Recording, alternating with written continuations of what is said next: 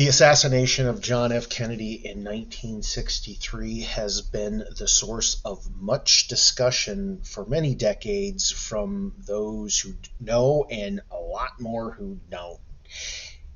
It has been the source of many aspects of our society, to include some of the most sweeping gun legislation ever passed in the United States, and reaching into popular culture and music.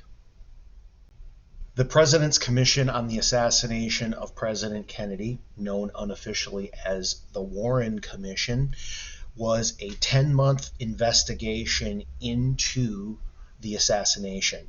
Their report concluded that Lee Harvey Oswald acted alone and shot the president with a Carcano rifle.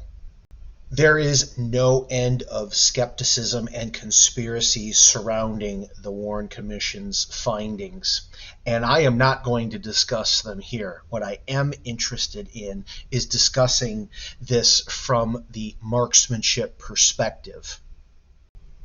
As depicted in the film JFK by Oliver Stone, Jim Garrison, as portrayed by Kevin Costner and an associate, determined that Lee Harvey Oswald couldn't possibly have done what was claimed by the Warren Commission because they couldn't pull it off. And that is the fundamental flaw.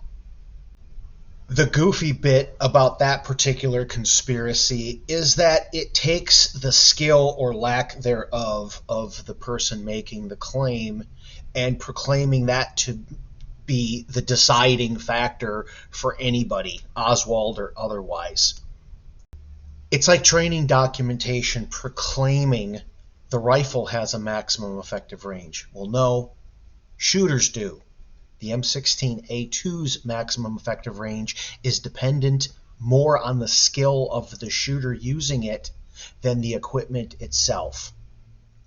CBS News decided to conduct its own tests with the Mannlicher Carcano. So CBS News had a tower and target track constructed to match exactly the heights and distances in Dealey Plaza.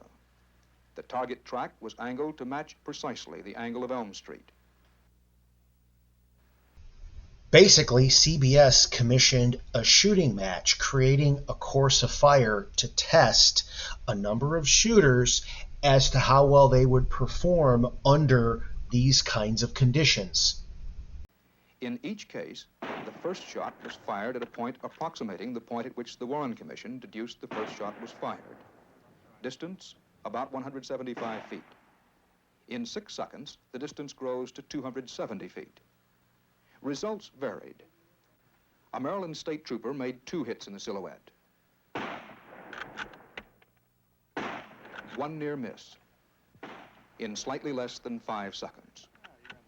Another state trooper's best time was 5.4 seconds.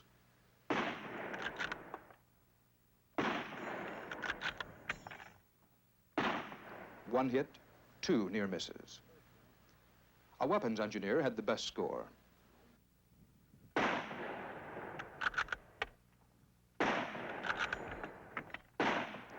3 hits in 5.2 seconds.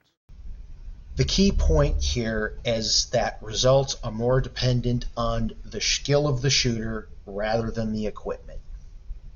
Thank you for watching. Please like, share, and subscribe.